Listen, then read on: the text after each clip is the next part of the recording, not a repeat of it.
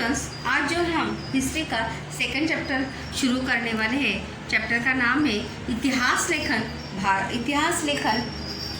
भारतीय परंपरा। इसके पहले हमने फर्स्ट चैप्टर यहाँ पर हमने देखा था और फर्स्ट चैप्टर था इतिहास लेखन की पश्चिमी परंपरा। तो उस चैप्टर में जो है हमने पाश्चात्य इतिहासकारों की इतिहास लेखन के संदर्भ में उनके विचार क्या थे, इतिहास लेखन जो है किस आधार पर होना चाहिए, किससे आधार मानकर इतिहास लेखन करना चाहिए, ये हमने इतिहास लेखन की पश्चिमी परंपरा में पाश्चात्य इतिहासकारों के बारे में जो है वहाँ पर जानकारी हमने देखी। तो इस चैप्टर में भी हम इतिहास लेखन की भारतीय परंपरा जो है यहाँ पर देखने वाले हैं।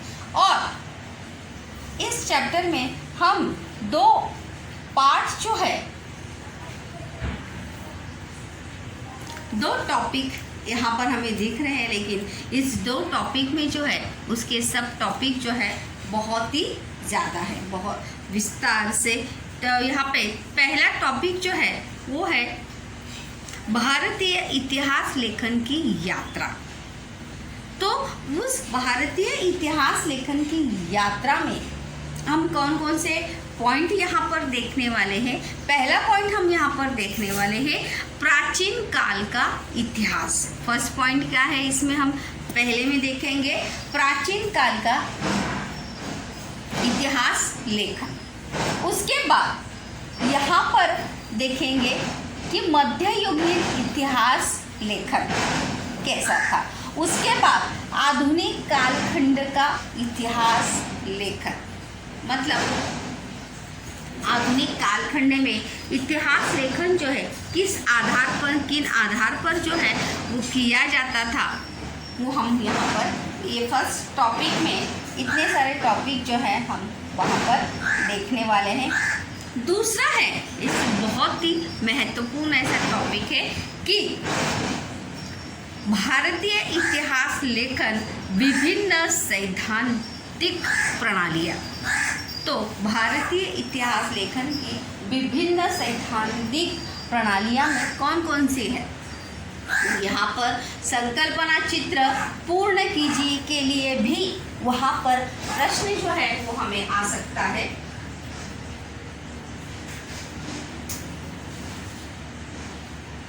कि इतिहास लेखन की सैद्धांतिक प्रणालियाँ कौन कौन सी है। तो उसमें है उपनिवेशवादी इतिहास लेखन, प्राच्यवादी इतिहास लेखन। संकल्पना चित्र पूर्ण कीजिए के लिए याद रखना है कि कौन कौन सी सैद्धांतिक प्रणालियाँ हैं। उपनिवेशवादी इतिहास लेखन, दूसरी है प्राच्यवादी इतिहास लेखन, तीसरी है राष्ट्रवादी इतिहास लेखन, मार्क्सवादी इतिहास लेखन, उपेक्षितों का इतिहास और अंतिम में है स्त्रीवादी इतिहास लेखन। ये सभी जो है 6 जो है भारतीय इतिहास लेखन की विभिन्न सैद्धांतिक प्रणालियाँ हैं। क्या है कि भारतीय इतिहास लेखन की विभिन्न सैद्धांतिक प्रणालियाँ हैं।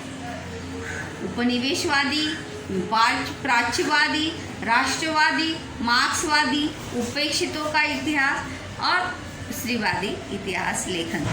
तो ये सभी पॉइंट जो है हम ये सेकंड चैप्टर में देखने वाले हैं। चलिए हम अपने चैप्टर की शुरुआत जो है फर्स्ट पॉइंट से हम करते हैं। पहला हमारा पॉइंट है कि भारतीय इतिहास लेखन की यात्रा यानी सफ़र, उसकी शुरुआत जो है वो किस प्रकार से हुई। भारतीय इतिहास लेखन की शुरुआत, उसकी यात्रा जो है वो किस प्रकार से हुई। हमने प्रथम पार्ट में इतिहास लेखन की पश्चिमी परंपरा का परिचय जो है उसके बारे में हमने जानकारी जो है वहाँ पर प्राप्त की है। और इस पार्ट में हम भारतीय इतिहास लेखन की परंपरा के विषय में जो है जानकारी यहाँ पर हम प्राप्त करने वाले हैं। तो चलिए पहला पॉइंट हम देखेंगे भारतीय इतिहास लेखन की यात्रा और उसी में पहला पॉइंट है प्राचीन काल का इतिहास लेखन। बच्चों, प्राचीन काल का इतिहास लेखन जो है वो किस प्रकार का था, क्या स्वरूप था उसका। और प्राचीन भारत के इतिहास के साधन अगर हम देखेंगे, प्राचीन काल का इतिहास जो है अगर हम देखेंगे यहाँ पर, तो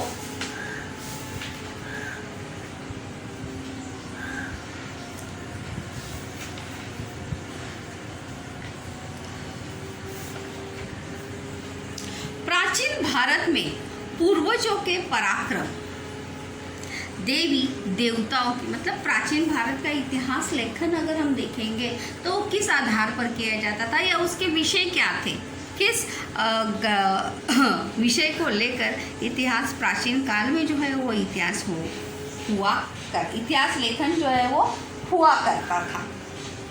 प्राचीन भारत में पूर्वजों के पराक्रम, मतलब पूर्वजों ने कौन कौन से पराक्रम किए हैं, ये इतिहास लेखन के विषय होते थे।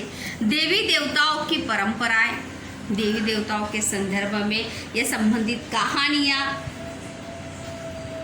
या उससे जुड़ी परंपराएं, सामाजिक परिवर्तन आदि की स्मृतियाँ केवल मौखिक परंपरा द्वारा संरक्षित की जाती थी। मतलब प्राचीन काल में अगर हम देखेंगे इतिहास लेखन जो है, मतलब ये सभी चीज़ें जो है लिखित रूप में न होकर हम नब्बी में जो है लिखित इतिहास लेखन के साधन में लिखित और अलिखित ऐसे दोनों टॉपिक जो है वहाँ पर देखे थे। मौखिक, तो ऐसे इतिहास लेखन के कुछ मौखिक साधन भी है जो कहानियों के रूप में, परंपराओं के रूप में, स्मृति यानी क्या, यादों के रूप में जो है मौखिक परंपरा के रूप में वो संरक्षित की जाती थी।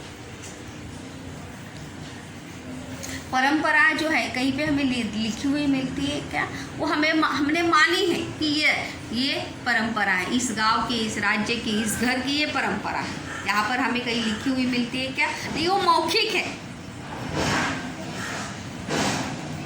इसी में अगली कड़ी में यहाँ पर हम देखेंगे कि हड़प्पा संस्कृति में, प्राचीन काल के इतिहास लेखन में देखिए हड़प्पा संस्कृति में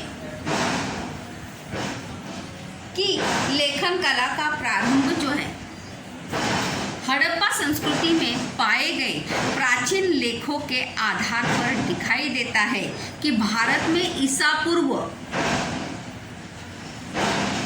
3रे सहस्राब्द अथवा उसके पूर्व से लेखन कला जो है वो अस्तित्व में थी। मतलब लेखन कला जो है उसके पहले से ही क्या थी, अस्तित्व में हमें देखने को वहाँ पे मिलती है। फिर भी हड़प्पा संस्कृति की लिपि को पढ़ने में अब भी सफलता हमें नहीं मिली है। मतलब हड़प्पा संस्कृति के लेखों को पढ़ने में, की भाषा को अवगत करने में जो है अभी तक संस्कृत जानने में, समझने में जो है अभी तक हमें सफलता नहीं मिली है।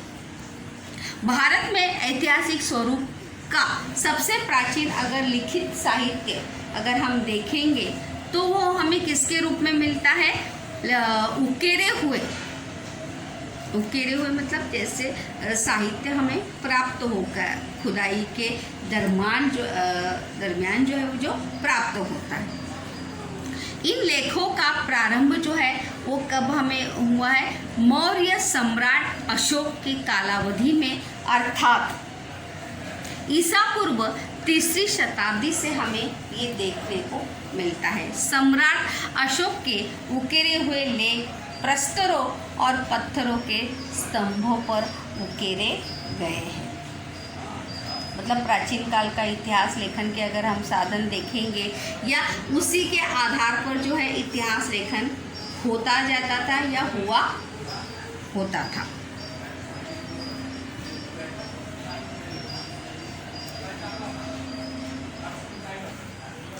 ईस्वी सन की पहली शताब्दी से ही धातु के सिक्के, मूर्तियाँ और शिल्प, ताम्रपट आदि पर उकेरे गए लेख क्या होने लगे थे, प्राप्त होने लगे थे। क्या होने लगे थे, प्राप्त होने लगते हैं। और उनके द्वारा महत्वपूर्ण जानकारी जो है वो प्राचीन इतिहास लेखन के संदर्भ में प्राप्त होती थी और उसी के आधार पर जो है प्राचीन समय में या प्राचीन काल में जो है वो इतिहास लेखन जो है वो हुआ करता था। सभी प्रकार के इन उकेरे हुए लेखों के कारण ही संबंधित राजा की कालावधि, वंशावली, राज्य विस्तार, तत्कालीन गतिविधियां, तत्कालीन सामाजिक ढांचा,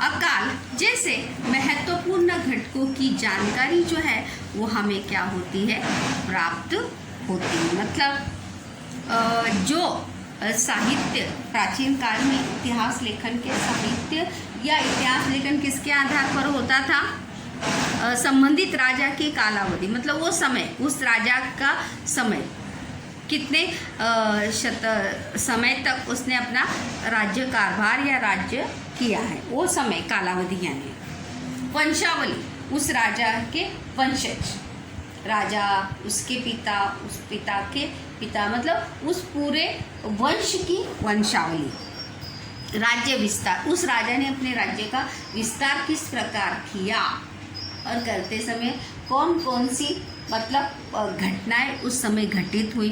तत्कालीन गतिविधियाँ, उस समय की कौन सी घटनाएं घटित हुई। तत्कालीन सामाजिक ढांचा, ढांचा यानी स्वरूप, सामाजिक स्वरूप किस प्रकार से था। जलवायु, मतलब वहाँ का नैसर्गिक या प्राकृतिक वातावरण कैसे था। अकाल, अकाल यानी अकाल, जब अकाल जैसे अभी अकाल होता है तो उस समय भी अकाल पड़ता ही था। तो जैसे मानसून या मतलब जैसे प्राकृतिक आपदाएं जिस प्रकार हमें अभी देखने को मिलती है तो उस समय भी प्राकृतिक आपदाएं होती ही थी। तो उन घटनाओं से या उसके आधार पर भी इतिहास लेखन जो है उन घटनों की जानकारी जो है हमें प्राप्त होती है। स्टूडेंट, जैसे कि मैंने कहा था कि आपको कि क्या आप जानते हैं और इसे भी समझ लें, ऐसे पाठ में हमें ऐसे बहुत सारे टॉपिक्स जो है यहाँ पर होते हैं। तो वो सभी क्या आप जानते हैं और उससे संबंधित प्रश्न जो है हमें पूछे जाते हैं। पैराग्राफ के लिए भी परिच्छेद को पढ़कर प्रश्न के उत्तर लिखिए, इसमें भी ये पैराग्राफ जो है वो आते हैं। तो यहाँ पर हम देखने वाले हैं सोहगड़ा, इसे समझ ले। ये चित्र अगर आप देखेंगे तो ये ऊपर दिया गया चित्र जो है वो उत्तर प्रदेश के गोरखपुर जिले के सोहगड़ा में पाया गया है। कहाँ पाया गया है? उत्तर प्रदेश के गोरखपुर जिले में सोहगड़ा नाम का गांव है, वहाँ पर ये पाया गया है।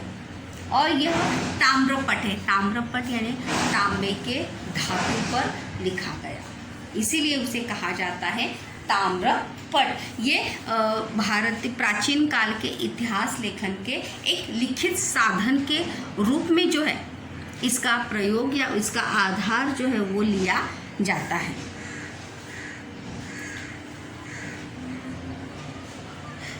यह ताम्रपट मौर्य कालखंड का होना चाहिए।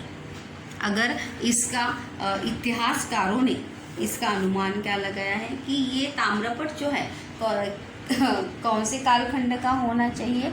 मौर्य, जब मौर्य का राज्य था तब उनका शासन था। ताम्रपट पर उकेरे गए लेख ब्राह्मी लिपि में है। कौन सी लिपि में है? ब्राह्मी।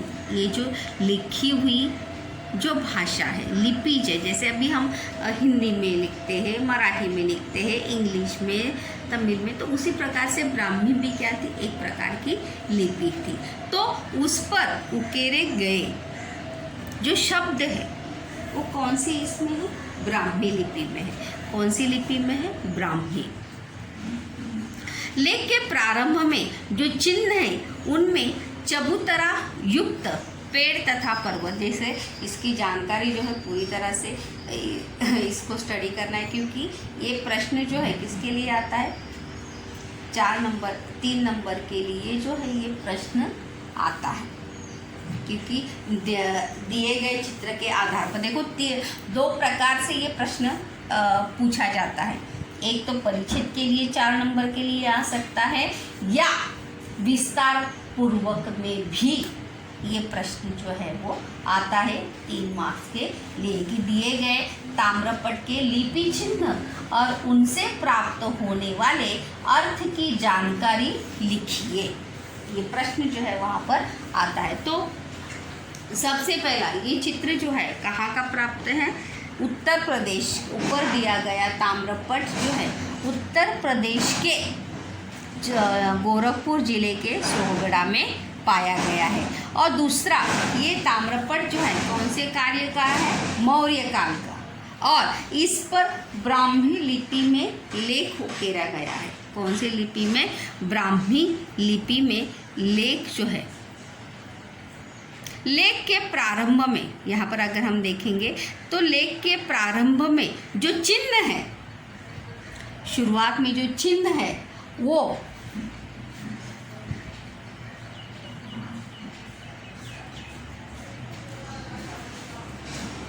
उनमें चबूतरा युक्त पेड़ तथा पर्वत, एक पर दूसरी इस प्रकार 3 कमाने हैं। प्रश्न है इस ताम्र पर अनेक चिन्ह उकेरे गए हैं और इसके चारों ओर बना किनारा एक चिन्ह है।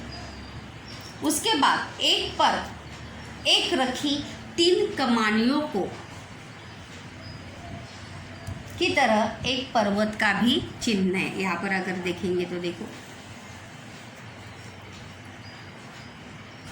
कमानियाँ और पर्वत की तरह देखो चिन्ह यहाँ पर दिखाई देता है, ये पर्वत की तरह। चारों खंभों पर खड़ी 2 मंजिलों की इमारत।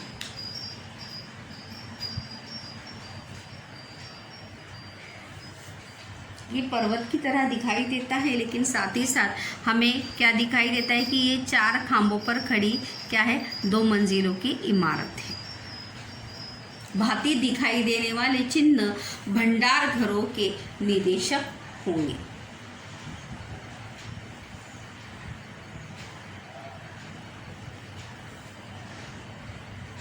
भंडार घर यानी क्या? जहाँ पर सब सामान जो है वहाँ पर रखा जाता है। ऐसा अध्ययनकर्ताओं का मानना है कि यहाँ पर जितने भी चिन्ह है वो ऐसा इन भंडार घरों के अनाज का उपयोग, भंडार घर में खाने से या रसोई से जुड़ी चीज़ें जो है वहाँ पर रखी जाती है। खाना बनाने की सभी सामग्री, जिसे कहा जाता है भंडार घर, जो संरक्षित रूप में वहाँ पर रखी जाती है। रसोई में तो होती है, लेकिन अब ज़्यादा मतलब गोनियाँ भरकर वहाँ पर रखी जाती है।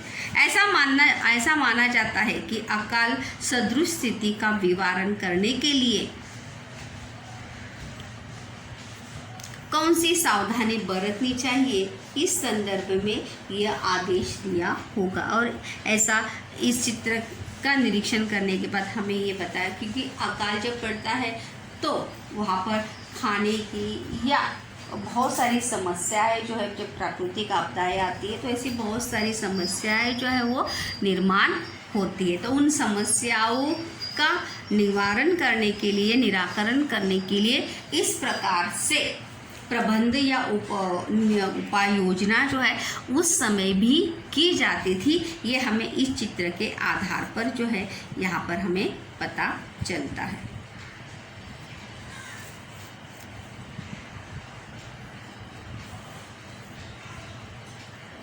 प्राचीन भारत में अगर हम देखेंगे कि प्राचीन भारतीय साहित्य में रामायण, महाभारत, महाकाव्य, पुराणों, जैन और बौद्ध ग्रंथों तथा धर्म ग्रंथों के अतिरिक्त भारतीय ग्रंथकारों द्वारा लिखित ऐतिहासिक स्वरूप का साहित्य जो है हमें बहुत सारे मतलब धर्म ग्रंथ के माध्यम से जो है ये प्राचीन इतिहास लेखन के लिखित साहित्य के ग्रंथ है। मतलब रामायण महाभारत जो हम मैथोलॉजिकल जो सीरियल्स वगैरह देखते हैं वो किसके आधार पर बनाए जाते हैं, इन्हीं धर्म ग्रंथों के आधार पर जो है वो बनाई जाती है। तो ये सभी रामायण महाभारत ये सभी धर्म ग्रंथ जो है इतिहास लेखन के संदर्भ में एक लिखित साधन की महत्वपूर्ण भूमिका जो है वहाँ पर निभाते हैं। उसके साथ ही साथ यात्रियों द्वारा लिखित यात्रा वर्णन, मतलब यात्रियों द्वारा लिखित यात्रा वर्णन मतलब जिस राज्य की जिस देश की यात्रा करते हुए उन इतिहासकारों या उन लेखकों ने जो यात्रा वर्णन लिखा है वो यात्रा वर्णन भी इतिहास लेखन के महत्वपूर्ण साधन जो है वो माने जाते हैं।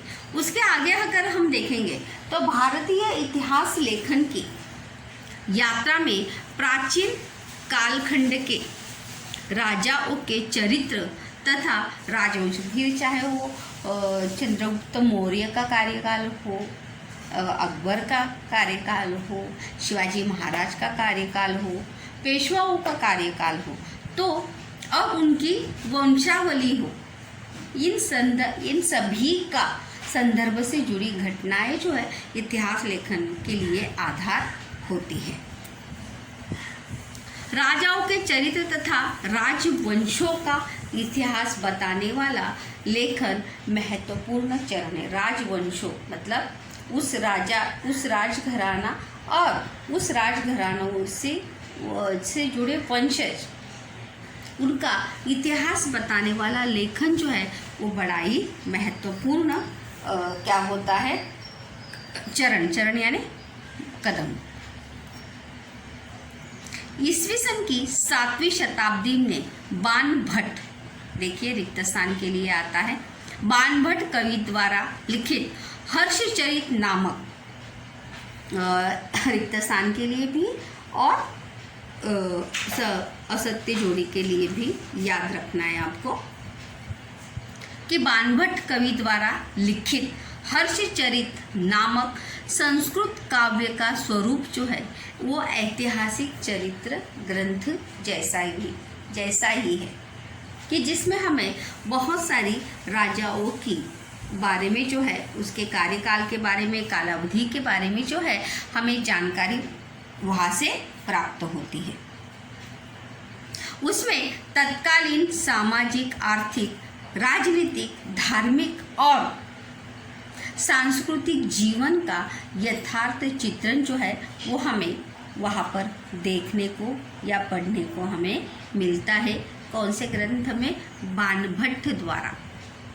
बाणभट्ट कवि द्वारा लिखित हर्षचरित। याद रखिए असत्य जोड़ी के लिए, क्योंकि जब हमें सत्य पता होगा तभी हम असत्य जो है वो पहचानेंगे। अगर सत्य सही राइट आंसर हमें पता नहीं होगा तो हम असत्य जोड़ी जो है वो पहचान सकते नहीं। तो इसीलिए फर्स्ट ऑफ ऑल आपको उसका सही आंसर जो है वहाँ पर पता होना चाहिए। तो हर्षचरित नामक ग्रंथ संस्कृत काव्य जो है वो किसने लिखा है? बाणभट्ट। ये अगर आपको पता होगा तो उसका असत्य अगर कोई दूसरा होगा तो आप ज़रूर जानिए।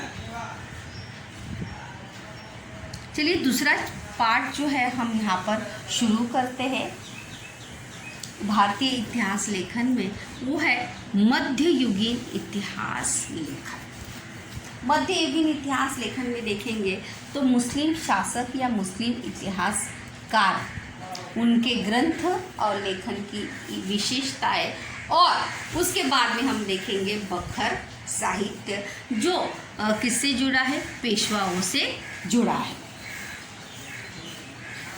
ईस्वी सन की, यहाँ पर भी देखिए मैंने अंडरलाइन भी आपको किया हुआ दिखाई देता है कि ईस्वी सन की 12वीं शताब्दी में कल्हण द्वारा लिखित राजतरंगिणी, याद रखिए रिक्त स्थान के लिए भी और असत्य जोड़ी के लिए भी।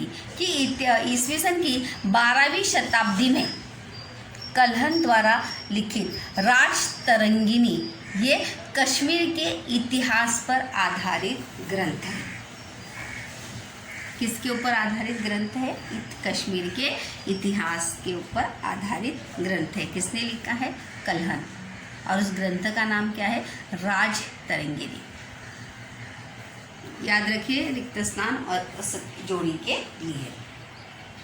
इतिहास लेखन का किस प्रकार वैज्ञानिक पद्धति से किया इतिहास लेखन किस प्रकार वैज्ञानिक पद्धति से किया जा सकता है,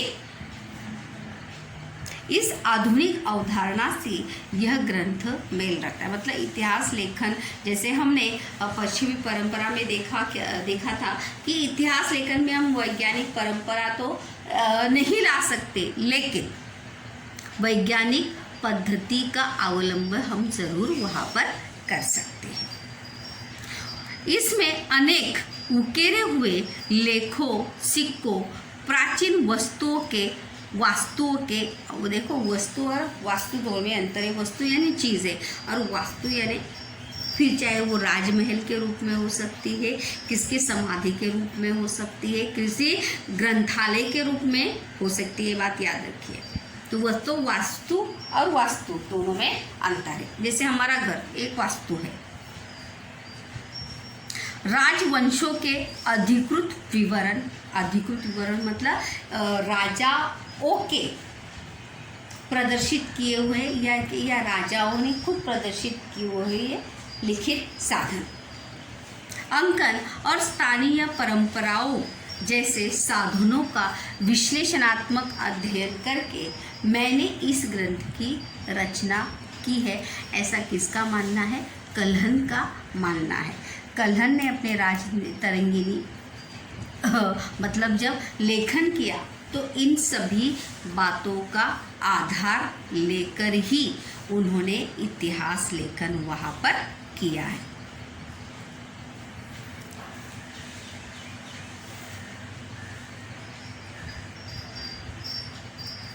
मध्ययुगीन भारत में मुस्लिम शासनकर्ताओं के दरबार में क्या थे? इतिहासकार थे। देखिए, इसमें बहुत सारे नाम और ग्रंथ जो हैं हमें आएंगे, आपको याद रखने हैं। उनके इतिहास लेखन पर किसका प्रभाव था? अरबी और फारसी इतिहास लेखन की परंपरा का प्रभाव जो है हमें मुस्लिम शासनकर्ताओं के दरबार में जो इतिहासकार थे उनके लेखन पर हमें दिखाई देता है। और मध्ययुगीन इतिहासकारों में जियाउद्दीन बर्नी, याद रखिए, जियाउद्दीन बर्नी महत्वपूर्ण इतिहासकार माना जाता है और उनके द्वारा लिखित कौन सा ग्रंथ है? तारीख-ए-फिरोजशाही। कौन सा ग्रंथ है? तारीख-ए-फिरोजशाही। कौन सा है? तारीख-ए-फिरोजशाही। मध्ययुगीन जियाउद्दीन बर्नी। कौन है? जियाउद्दीन बर्नी। और उनके द्वारा लिखित कौन सा ग्रंथ है? तारीख-ए-फिरोजशाही, जो बहुत ही महत्वपूर्ण माना जाता है मध्ययुगीन इतिहास लेखन में।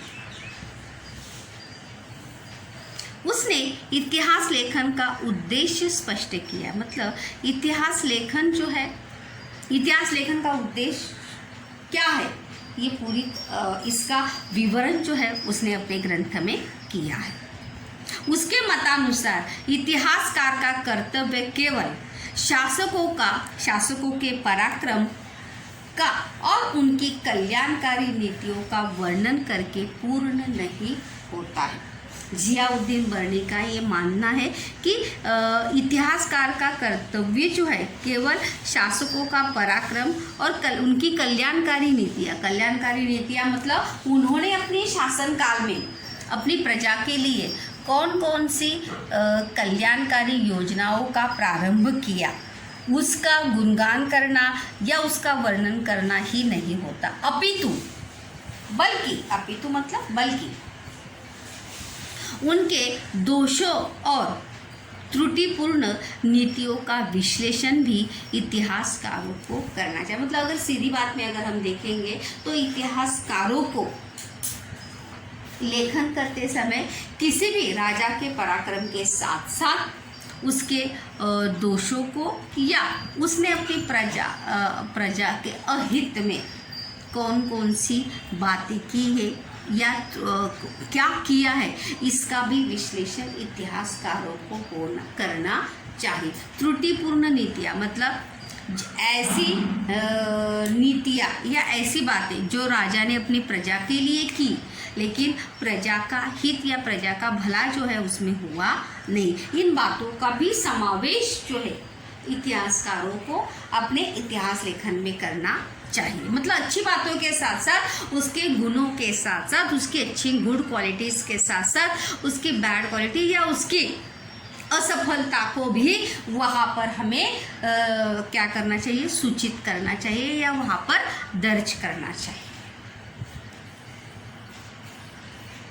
यही नहीं बल्कि संबंधित कालखंड के विद्वान व्यक्तियों, अध्ययनकर्ताओं, साहित्यकारों और संतों का सांस्कृतिक जीवन पर पड़े प्रभाव को भी ध्यान में रखना चाहिए। मतलब उस समय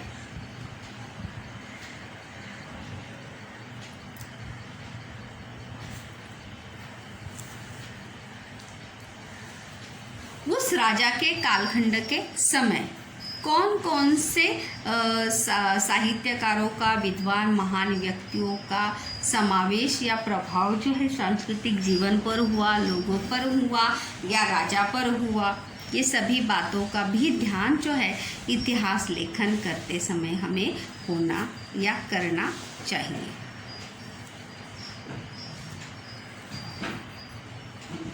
इस प्रकार जो है बच्चों हमने 2 पॉइंट्स यहाँ पर देखे कि भारतीय इतिहास लेखन, प्राचीन काल का इतिहास लेखन हमने देखा, और अभी हम दूसरा पॉइंट यहाँ पर शुरू किए हैं मध्ययुगीन इतिहास लेखन। और मध्ययुगीन इतिहास लेखन में हमने मुस्लिम शासकों के दरबार में जो इतिहासकार थे उसके बारे में हमने चर्चा आज की है, जिसमें जियाउद्दीन बर्नी ने इतिहास लेखन के संदर्भ में कौन से विचार रखे, ये हमने आज देखा।